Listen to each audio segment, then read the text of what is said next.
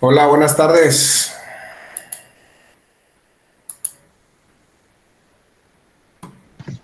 Buenas tardes. Buenas tardes.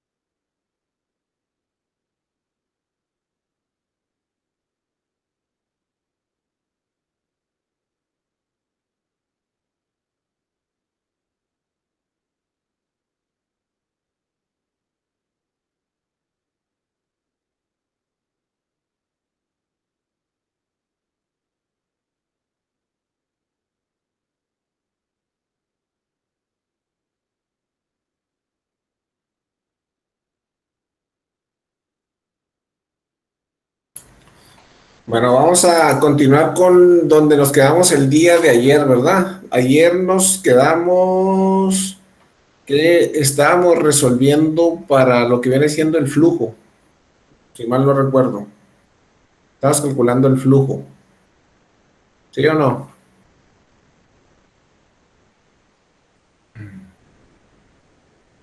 Pregunto, ¿sí me escuchan?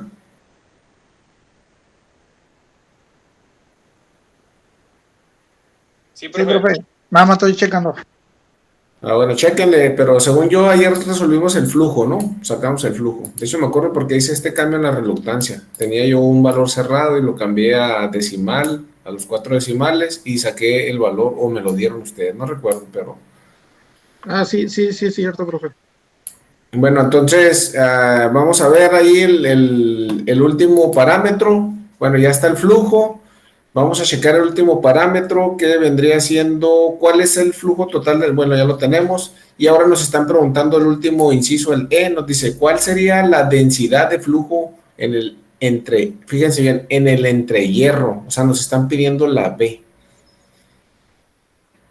Ahí está el chat para que pongan sus respuestas y participen.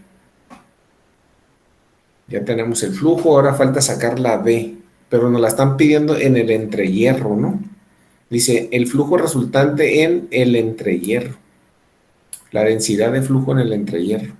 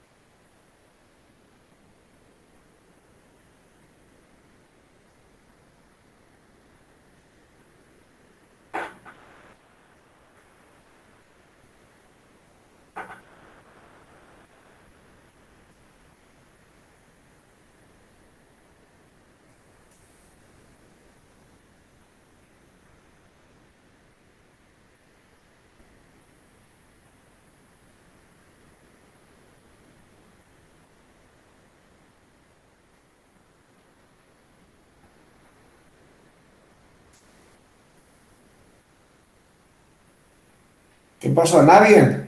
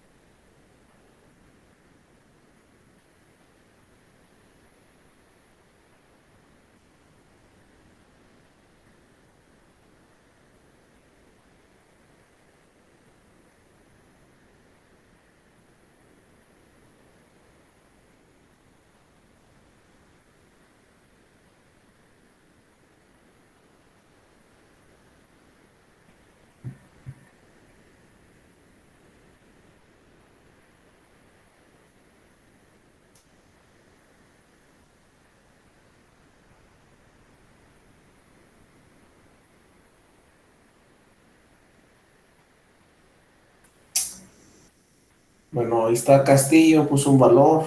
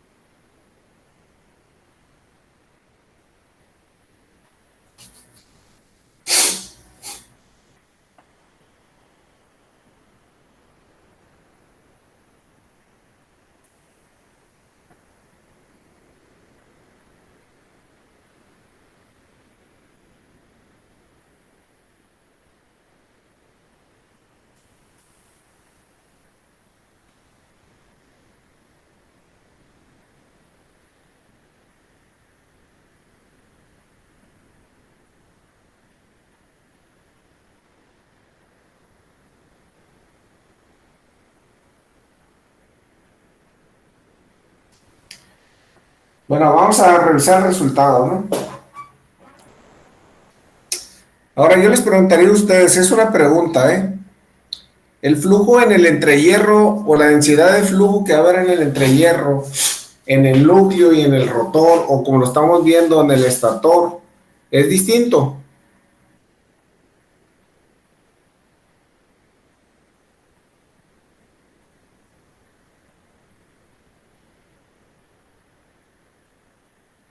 El flujo se comporta como la corriente, ¿verdad? La densidad, bueno, aquí estamos buscando la densidad. El flujo, pues, el flujo, quedamos que iba a ser como la corriente eléctrica, ¿no? En el núcleo. Pues entonces no tendría por qué tener cambios si es en serie. No tendría por qué ser distinto, ¿no? Ujú. Porque se fijaron, nos lo están pidiendo en el entrehierro, ¿no? Así dice la pregunta, ¿va? Dice, ¿cuál es el flujo en el entrehierro? Dice, ¿cuál sería la densidad de flujo resultante en el entrehierro? Bueno, vamos a resolverlo. Pues ahí está, ¿no? Así es como tenemos nosotros la ecuación, ¿verdad? El flujo es igual a la densidad de flujo por el área. Entonces, dado que requerimos encontrar la densidad de flujo, la B, la vamos a despejar de esa ecuación. Ya tenemos el flujo, tenemos el área del entrehierro. Entonces, solo hace falta sustituir los valores que conocemos, ¿no? ¿Sí estamos de acuerdo? Nomás que aquí phi y otra vez yo lo tendría con este valor mejor, ¿no?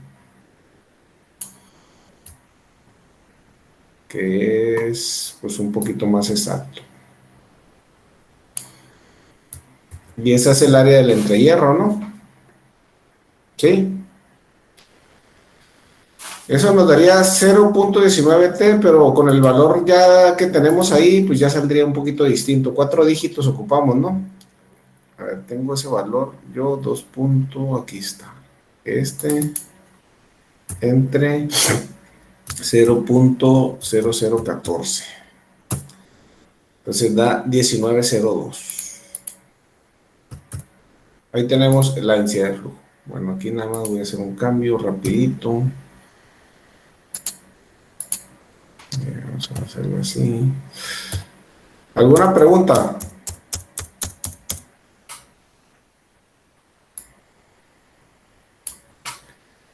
Preguntas, dudas, comentarios, sugerencias.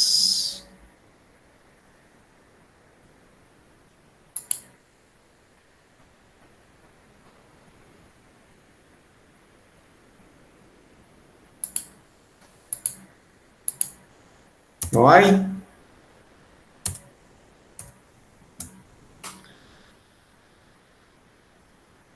¿No hay dudas?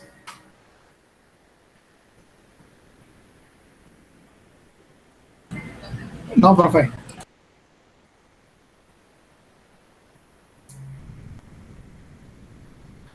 Muy Bueno, entonces aquí terminamos con este tema. Ahí están, como les digo, como yo ponía las referencias antes, ¿no? Este documento pues no lo he editado.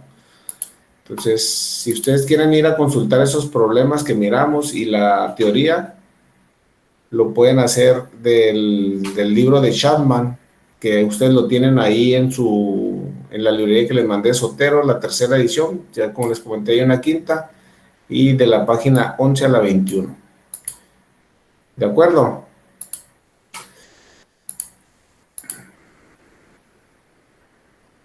Ok, profe. Entonces ahí anoten esta referencia para si ustedes quieren ir a consultar algo del material. Pues les digo, no lo tengo, como este documento lo hice hace varios años ya, no lo tengo en el formato que se los estoy pidiendo a ustedes, ¿no? Pero estas referencias a ustedes les va a servir para, pues, consultar algo del material que miramos aquí, ¿no? Si tienen dudas, si no alcanzaron a anotar algo, si se les olvidó algo, ahí está. Solo que pues en el libro no viene así desarrollado como lo hago yo, ¿no? Yo resuelvo el problema, desarrollo varios pasos y el libro pues se brinca muchos pasos, ¿no? Pero de igual forma, ¿no? Les puede servir. ¿De acuerdo? Bueno, vamos a continuar con el siguiente tema entonces. Vamos a empezar con el 1.3, que es el análisis de excitación en corriente alterna y corriente directa y conexiones, ¿no? Pero me voy para otra parte. Y pues aquí vamos a ver algo de teoría. Ni me fijé si Castillo, Aro tenía, ni chequé el lado de la participación. Pero se me que ya tiene las dos, ¿verdad, Castillo? Y ya tienen las dos. Ok, entonces vamos a continuar. Entonces vamos ahora a ver lo que se conoce como análisis de excitación en corriente alterna y corriente directa. Cuando nosotros usamos la palabra excitación aquí en máquinas eléctricas, ¿a qué nos estaremos refiriendo?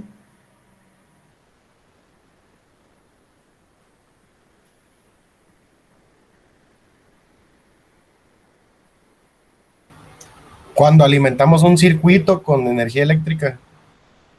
Cuando alimentamos un circuito con energía eléctrica, ajá, podría ser esa una forma de entender lo que significa la palabra excitación aquí. ¿Y qué otra cosa podría ser excitación también?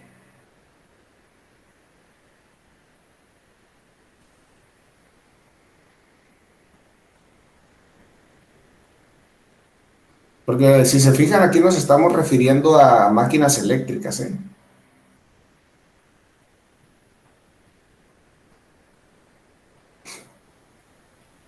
Y pues las máquinas eléctricas cuentan con circuitos eléctricos. Profe, yo estaba leyendo ahorita que ocupan una corriente de excitación para generar un campo magnético en su rotor y de esta manera provocar en el arrollamiento de estator una corriente alterna que luego es rectificada para los diodos. Es lo que acabo de investigar. Bueno, eso aplica para generadores. De hecho, para allá iba esto, ¿no? La excitación la sufren muchos generadores para empezar a trabajar. Cuando hablamos de una excitación, estamos hablando de una alimentación momentánea. Por ejemplo, les voy a dar un ejemplo, ¿eh? ¿El automóvil de ustedes contará con algún tipo de excitación antes de arrancar?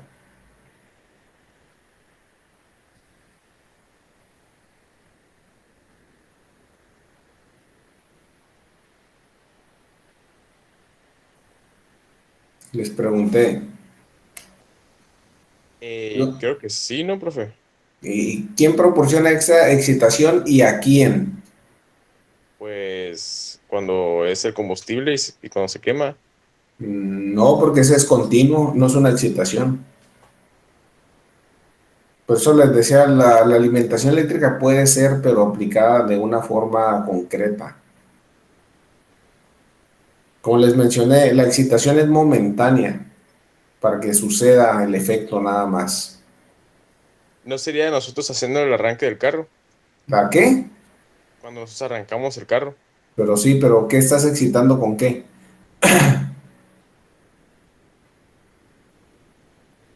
Pues esa fue la pregunta que les hice, ¿no? En el automóvil, ¿qué ejemplo podríamos tener? ¿Con qué excitamos a qué?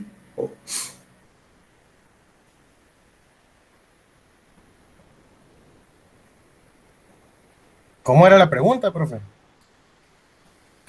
Pues miren, estamos viendo la palabra excitación, ¿no? Aplicado a máquinas eléctricas, pero para que se entienda un poquito más, ahorita que me hace que tú fuiste el que dijiste es una alimentación a un circuito eléctrico, ¿no? Pues esa puede ser un tipo de excitación, pero la excitación no es permanente, es momentánea. Entonces yo les preguntaba si conocen ustedes en el automóvil ese que manejan, o que manejan sus papás o sus amigos, si existía un tipo de excitación y a qué iba dirigido, o sea, qué era el excitador y qué excitaba, pues quién recibía la excitación para que empezara a funcionar. ¿No podría ser la batería? ¿Cómo? ¿La batería quién excita? Al motor de arranque. No, sería el arrancador y de ahí se enviaría al... Ay, se me fue Al el alternador. nombre. Pero Va de el la principal batería. sería el arrancador, ¿no, profe? A ver, entonces, ¿quién excita a quién? Pues quiero que me den un ejemplo. Podemos poner varios ejemplos ahí. O sea, tengo entendido que cuando abres el switch del carro, o sea, alimenta la batería y cuando tú, o sea, giras la llave, manda energía la batería al motor de arranque. Y luego del motor de arranque manda la energía al alternador. Ah, o sea que el alternador se alimenta del motor de arranque. Eso es lo que estoy deduciendo, la verdad. No sé muy bien sobre mecánica automotriz. Es lo que yo podría decir que sé. Pero sí, Ok, sí, bueno. sí estoy seguro que la batería alimenta el motor de arranque. Bueno, fíjense lo que dice ¿Cómo? Piñuelas. Ya di un ejemplo Piñuelas que dice que él no está muy seguro de lo que pasa, pero de lo primero sí, ¿no? Que la batería tiene que alimentar al motor de arranque, pero hizo una segunda afirmación, que, que el motor de arranque alimenta de energía al alternador. ¿Alguien tiene Así algún es, sí. comentario distinto? No, pienso igual que Piñuelas. Y a su vez, bueno, como yo lo veo, el alternador alimenta a la batería, ¿no? Que es el que carga la batería, ¿no? El alternador carga la batería. Acuérdense, una excitación no tiene que ser permanente. Otra vez repito la palabra, no debe ser permanente, pero se llama excitación. No les quiero poner el ejemplo burdo que ustedes ya saben, pues.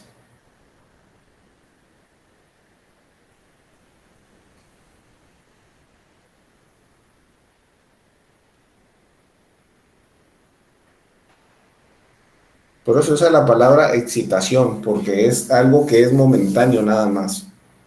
Es lo que hace que se encienda algo. Como un fósforo, pues nosotros agarramos un fósforo, lo encendemos y se lo echamos a la gasolina y de ahí ella sigue solita, pero el fósforo ya no está alimentando ese fuego, ¿o sí?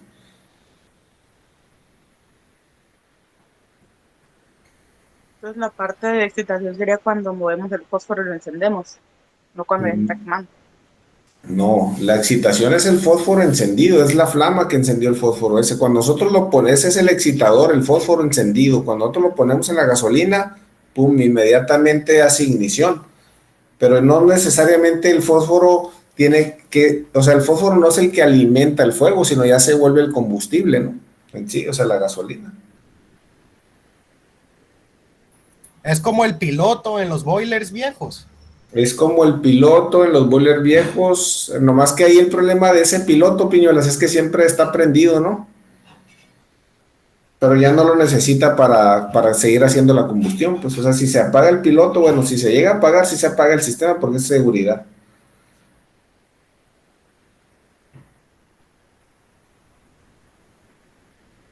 Bueno, miren, vamos a agarrar los ejemplos que estaban mencionando Piñuelas y Acosta.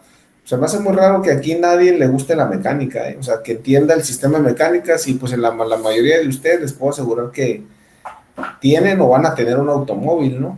Y eso es bastante importante conocerlo porque es el principio del funcionamiento del automóvil. ¿Por qué no prende? Pues básicamente es por eso, ¿no? Si no conocemos esa parte, pues vamos a ser de los que estamos parados en la calle con el cofre abierto, pero y nos estamos asomando nomás al motor, pero no saben ni qué hacer. Entonces, ¿para qué diablos abriste el cofre? ¿No les ha tocado eso? ¿Ver gente así? Mi papá. Sí, a mí sí me ha tocado. Dices tú, bueno, pues abres el cofre porque vas a hacer algo. Si lo abres y no sabes qué vas a hacer, ¿para qué lo abres?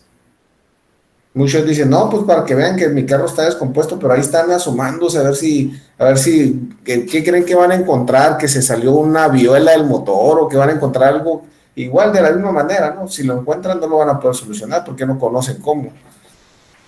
Entonces, pues nos debemos de interesar un poquito más en las cosas que nosotros usamos, ¿no? Para poder solucionar problemas también. Pues miren, aquí lo que está sucediendo, digo, con el automóvil, que pues ya les puse un ejemplo de ahí del fósforo y el fuego, que Piñolas también da el ejemplo del piloto de los boilers, que más bien serían en los boilers nuevos, ¿no? Que es un encendido eléctrico. ¿No sería mejor ese, Piñuelas?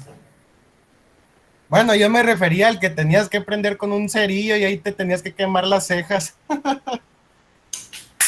Bueno, a lo mejor te fuiste un poquito más atrás. Bueno, Sí. de gas, yo no conozco ningún sistema de gas que tú lo tienes que, cada que lo vas a encender, tenías que prender el piloto, ¿no? Eso era con los de leña, ¿no? Que le echabas un fósforo, pero fue el mismo ejemplo de la gasolina. Y los de gas, pues prendías el piloto y ahí estaba alimentando con gas el piloto y mantenía el piloto encendido y pues cuando se bajaba la temperatura del agua, pues se activaba una válvula ahí, dejaba pasar gas y prendía otra vez el boiler y calentaba el agua, ¿no? Se lo tenían en automático. Ahora, si nos vamos al automóvil, fíjense bien, una excitación. ¿Quién recibe la excitación de quién? Si su carro no tiene batería, no va a funcionar. ¿Estamos de acuerdo? Sí, Entonces, es un medio de excitación la batería. La batería lo es. O sea, la batería es el excitador. Porque es la fuente de energía, o sea, es la fuente que nos va a proveer electricidad, pero no de manera permanente, porque es una fuente muy pequeña. Entonces, la demanda de energía que necesita el automóvil para funcionar, una batería no la va a proveer de forma permanente porque no podría. Necesitaríamos tener mucho más baterías. No sé si a ustedes les ha tocado ver ahorita, pues los carros eléctricos que traen un montón de baterías, porque ahora sí, esa es la fuente permanente de energía que utilizan para funcionar.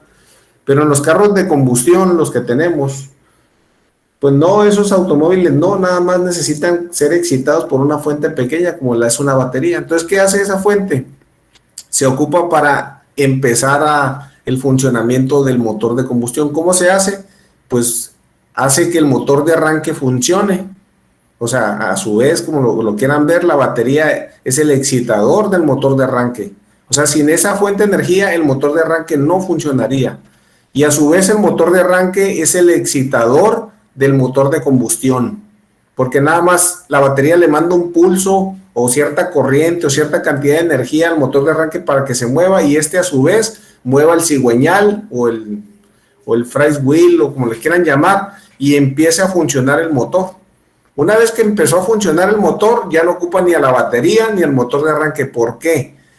Porque tiene otro dispositivo que ustedes mencionaron que se llama alternador, que básicamente es un generador, que ya lo está moviendo el motor de combustión. Y de ese generador, el motor de combustión está tomando la energía. ¿Para qué? Pues para que funcionen las bujías, para que funcione todo lo eléctrico del carro, lo que son luces, estéreo, bocinas, el tablero, y a su vez le repone la energía a la batería que utilizó el motor de arranque, que es considerable lo que jala un motor de arranque cuando ustedes necesitan encender un automóvil. Pero fíjense bien, mencionaron ustedes una palabra ahí, carga la batería. Saben que, por ejemplo, su automóvil para que cargue una batería necesitarían tenerlo prendido como alrededor de unas 2 horas. O sea, para que la mande a su carga, ¿cómo se podría decir? Nominal. ¿Sí sabían eso? sí, profe. O sea, si ustedes piensan que su automóvil van de su casa al TEC, que muchos hacen un recorrido de 30 minutos, de 20, de 10, en ese lapso van a cargar o van a reponer la energía que el motor de arranque le mandó, oh, están muy equivocados. No lo va a hacer. Por eso se recomienda que periódicamente la batería se cargue. O sea, se desconecte del automóvil y se ponga a cargar. Por eso, en muchas ocasiones, ustedes compran baterías y les dura 1 año, 2 años, porque la gente desconoce este pequeño detalle, ¿no? O sea, las usa, se las va acabando y terminan dañándolas al final de cuentas, ¿no? Entonces, si ustedes realizan un mantenimiento periódico, dependiendo de la batería que tengan, les puede durar mucho, mucho más tiempo. Pueden alargar la vida 3 o 4 veces más de lo que les dice el fabricante, ¿no? Si saben darle un mantenimiento adecuado y la están cargando periódicamente. Para ello, pues necesitarían comprarse un cargador aparte, o sea, porque imagínense usar el carro para cargarla, pues le iba a salir más caro el caldo que las albóndigas, ¿no? Iban a gastar más en gasolina que lo que les cuesta otra batería, ¿no? Entonces, ahí hay que conocer esa parte. Entonces, sí se entendió la palabra lo que es un excitador. Es algo momentáneo nada más. Algo que me ayuda para que funcione algo, pero no, después ya que empiezo a funcionar ya no lo necesito. Eso es un excitador aquí en máquina, ¿no? Por eso dice análisis de excitación, o sea, qué tipos de excitadores existen para en corriente alterna y en corriente directa. ¿Ok? Y vamos a empezar con la primera, a menos que tengan algún comentario o pregunta. Yo sí tengo una duda en términos de energía eléctrica. ¿Excitación y dopaje es lo mismo? Dopar, no, no son lo mismo. No, no es la misma cosa. La dopación es permanente y la excitación, otra vez repito, no. Ok, entonces el dopaje viene siendo el estado permanente. Sí, una vez que, Por decirlo de una manera. si no te refieres a la drogadicción, que pues te dura un rato nomás, si estamos refiriéndonos a un dopaje, No, estamos hablando, estamos hablando. perdón. Sí, pues estamos hablando, perdón, me refiero a que estamos hablando en términos de electricidad. Obviamente me refiero al dopaje de un circuito, de un amplificador, no Bueno, sé, un dispositivo bueno, electrónico. a A lo eso me único que refiero, yo al dopaje. conozco, lo único que yo conozco que se le hace dopaje es a los semiconductores, nada más. A resistencias, Ok. capacitores y otros artefactos eléctricos o dispositivos eléctricos, no conozco que se les haga un tipo de dopaje. A lo que se le conoce dopaje nada más es a los Ok. semiconductores y es permanente, ¿no? Ya que se lo haces, ya no lo vuelves, ya no necesitas volvérselo a hacer, ya se queda, o sea, se vuelve parte del material semiconductor, pues. Y la excitación, no, pues la excitación es momentánea, es un pulso que le das, pues es como, ¿cómo decirlo? Pues se encuentran en la cima de, no sé, de una montaña y para que la piedra ruede abajo nomás ocupa un empujoncito, ¿ah? O ocupan seguirla empujando. Pues no, nomás darle el empujoncito. Es un empujoncito. Y si ponemos el ejemplo de dopaje de la piedra, es un ejemplo muy burdo, ¿eh? Pero es como si agarraras la piedra y le dieras forma de pelota. Entonces ahí ya el efecto que tú le estás dando a la piedra para que ruede mejor es una pelota. Entonces eso ya va a quedar permanente en la piedra, ¿no? Eso ya podríamos poner el ejemplo que ya está dopada la piedra. Está acomodada a pues una forma que se va a comportar de mejor manera cuando tú la dejes caer desde una cuesta que está más alta, ¿no?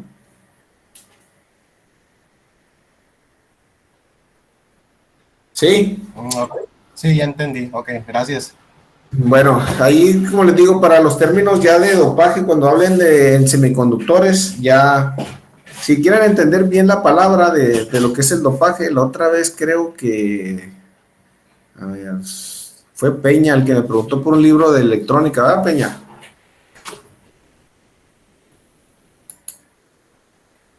Si fuiste tú, Peña, ¿estás ahí? O ya te desapareciste.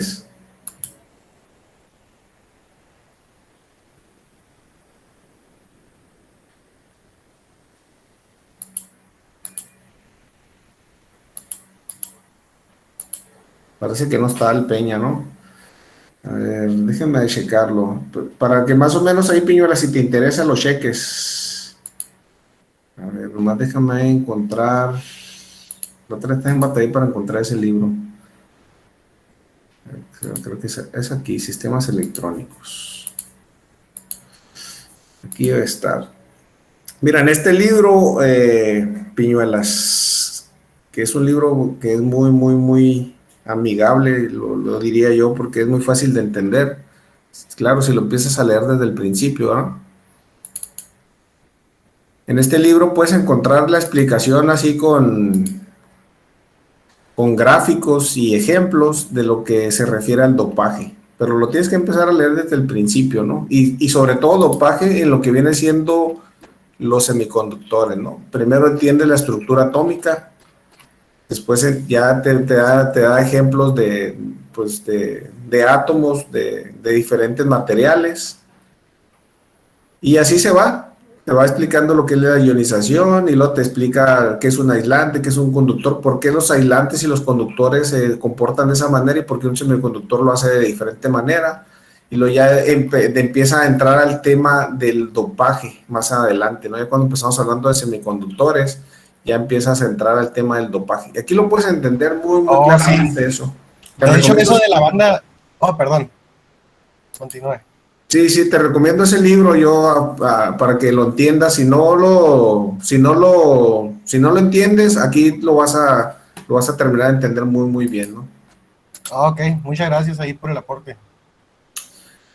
Bueno, entonces, y sobre todo que ustedes son ingenieros electrónicos y deben de entender eso a la perfección, porque pues, de ahí están saliendo, o sea, la electrónica es basada en los semiconductores, ¿no? Y por eso se los menciono. Si fueran otra carrera, ni te hubiera dicho nada. Bueno, entonces vamos a ver, básicamente vamos a empezar con la excitación en corriente directa. O sea, ¿cómo podemos excitar con corriente directa una máquina eléctrica? Entonces, aquí está como los comportamientos magnéticos de los materiales ferromagnéticos. Bueno, se ha indicado que la permeabilidad magnética de los materiales ferromagnéticos es muy alta. Aquí nos dan un número, hasta 600 veces la permeabilidad del espacio, ¿no? Creo que ya lo habíamos visto.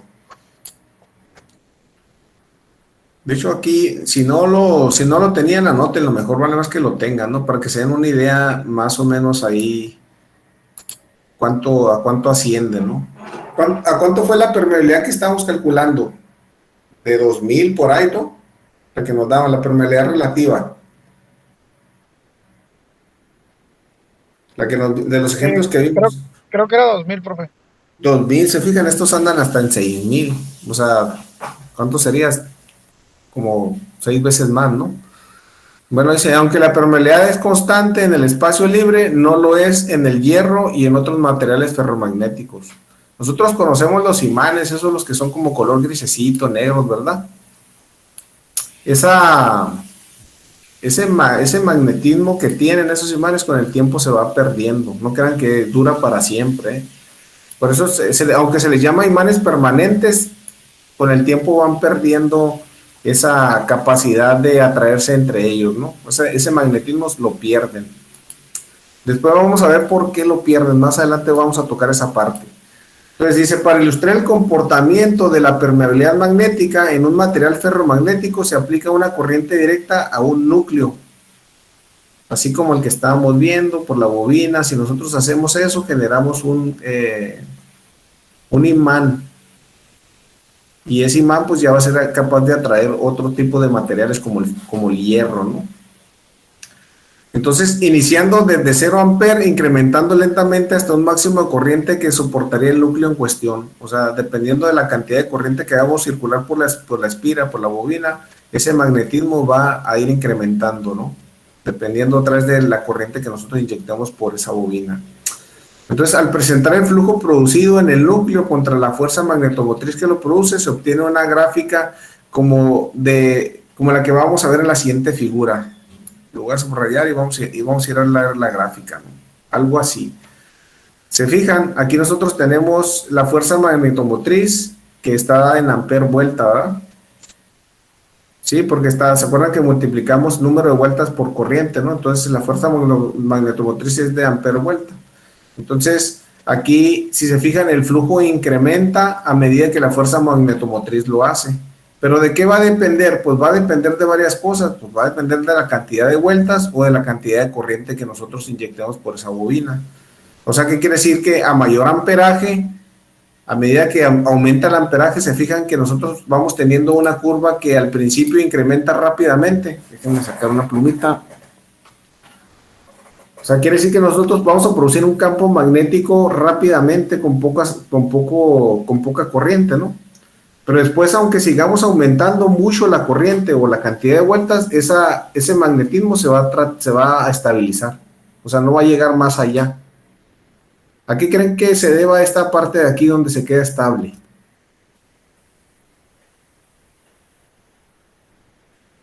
¿Por qué no sigue ascendiendo como lo hacía al principio, como aquí? Aquí fue una ascensión muy, muy rápida, ¿no? No se tuvo que incrementar mucho la fuerza magnetomotriz. Y el flujo aumentó considerablemente rápido, ¿no?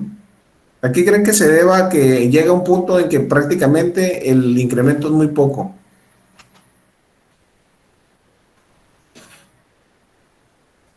¿Qué creen que cause eso?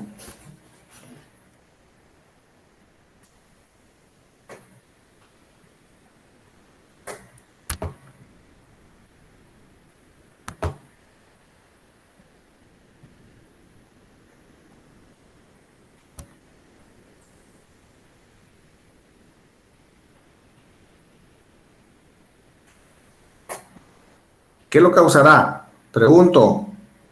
¿Es la cantidad de vueltas? No, porque yo ahí puedo incrementar la cantidad de vueltas a la corriente y se va a mantener igual, como lo dice la gráfica. La gráfica nos está diciendo eso. Que aunque incremente el amperaje o la cantidad de vueltas, el flujo se va a mantener prácticamente pues con muy poco, ¿cómo se puede decir? Incremento. Este es el flujo, acuérdense, la Y. Esa es una gráfica XY, acuérdense, nosotros le damos un valor en X y obtenemos uno en Y. Y es el comportamiento de esa gráfica que está ahí.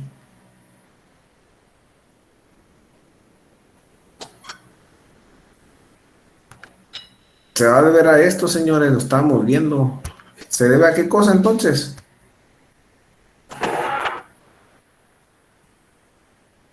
A la permeabilidad. A la permeabilidad del material. O sea, va a llegar un momento que el magnetismo se va a empezar a escapar de ese material porque ya no lo puede retener. Ese es el impedimento. Es como si ustedes tienen un balde de esos ¿de cuántos son? ¿De 5 galones o de 4? Entonces, de 20 litros, pues que usamos, las cubetas que usamos. Ustedes le van a poder echar agua y ese se va a ir llenando, ¿no? Pero va a llegar un punto que no se puede llenar más, que es ¿qué le va a pasar al agua? Si le siguen echando más agua. Se va a tirar. Se va a tirar, ¿por qué? Porque la capacidad del balde ya no da para más, la permeabilidad del flujo magnético se va a empezar a salir del núcleo, se va a ir a otras partes. Lo vamos a empezar a perder. ¿De acuerdo? Entonces, a medida que se trabajan con materiales, pues se están incrementando esas permeabilidades para incrementar ese flujo magnético, esa densidad de flujo magnético, ¿no? O el phi, pues. Entonces, de esa manera, pues se están obteniendo pues, mejores máquinas eléctricas cada vez, ¿no? Bueno, dice, la cual se denomina curva de saturación o curva de magnetización. Esta es la curva de magnetización. Se fijan, llega un momento que habían escuchado la palabra saturación, ¿eh? Saturar, ¿lo habían escuchado antes? Sí. Bueno, lo estaba viendo en diodos y transistores. ¿Y qué pasa cuando un diodo o un transistor se satura?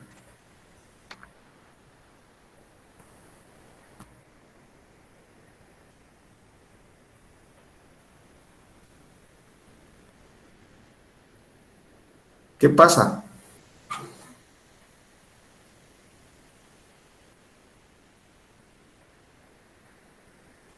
Pues cuando se satura, pues permite el paso de corriente, ¿no?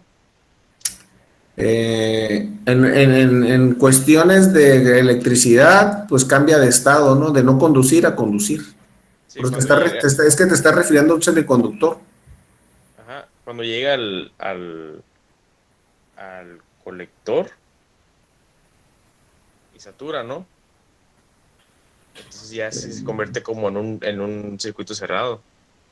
Bueno, sí, porque si se fijan, la saturación nos indica un punto de quiebre. La saturación nos dice un punto de quiebre, nos dice a partir de aquí se va a comportar diferente. Por ejemplo, ¿conocen el punto de saturación del agua? Para que lo vean un poco más claro, ¿a qué se refiere saturar?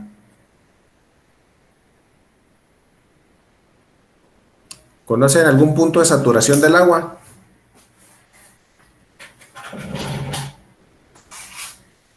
¿Tampoco nunca escucharon? A ver. Pues no sé cuál sería el punto de saturación del agua, pero sí sé que es una solución saturada. Por ejemplo, si nosotros tenemos agua y tenemos cloruro de sodio, o sea, hace sal de mesa, y nosotros agregamos la sal de mesa al agua y la vamos diluyendo, va a llegar un punto en donde cuando nosotros sigamos agregando esa sal de mesa al agua, ya no se va a seguir diluyendo las moléculas de cloruro de sodio en el agua debido a que se encuentra saturada la solución. Ya si quiere que le dé más detalles químicos, ahí sí ya no me acuerdo, ¿verdad? Pero sí sé que es cuando, por ejemplo, tienes una solución, tienes agua y tú le echas sal, llega un punto donde el agua, perdón, donde la sal ya no se disuelve más en el agua. Así es, porque el agua ya no puede disolver más sal. Ese es un ejemplo de una sustancia, y está bien, es correcto. Ese es un punto de saturación. Yo les estoy dando el de la temperatura del agua porque quizás sea un poco más fácil de comprender, porque lo han visto ustedes en muchos aspectos. Cuando meten agua al congelador y se congela, ustedes ya no le pueden bajar más la temperatura al agua, ya no se puede mantener en estado líquido. ¿Y qué le pasa al agua después de aquí?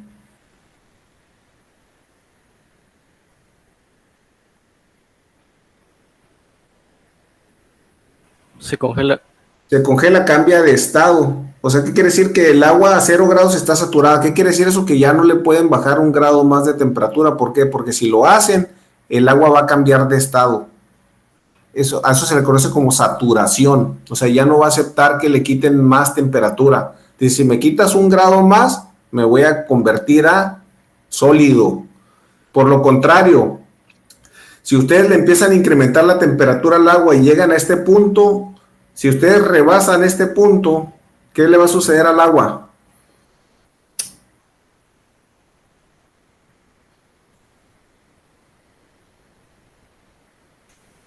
¿Qué le sucede al agua a ese punto, después de ese punto? Cambia a estado gaseoso. Entonces aquí tenemos 2 puntos de saturación del agua que son muy conocidos, 0 y 100 grados centígrados. Son 2 puntos de saturación. ¿Por qué se le llaman de saturación? Porque si bajas a menos de 0 grados, el agua cambia de estado líquido a sólido. Y si nosotros incrementamos la temperatura más allá de los 100 grados, cambiamos de estado líquido a estado gaseoso. En el inter, o sea, entre estos 2 puntos, el agua se mantiene en estado líquido. Nosotros podemos mover la temperatura y el agua se mantiene en el mismo estado. Si incrementamos más la temperatura y llegamos a 100, el agua sigue estando líquida, pero si le ponemos 1 grado más, o sea, si la llevamos a 1 grado más, esa agua inmediatamente cambia de líquido a vapor. Eso se le llama saturación. Una sustancia que ya no puede aceptar más a otra, en este caso la temperatura, pues como mencionó Piñuelas con la sal. Tenemos agua, le empezamos a poner sal de mesa y va a llegar un momento en que ya no va a aceptar más sal de mesa. O sea, ya vamos a empezar a ver los granitos de sal ahí flotando en el agua, porque ya no la va a poder disolver, porque ya llegó a su punto máximo de poder disolver sal. ¿De acuerdo? Eso es la saturación. Cuando escuchen la palabra saturación, a eso se está refiriendo, ¿no? Y aquí yo creo que estaba leyendo algo, pero ya me perdí.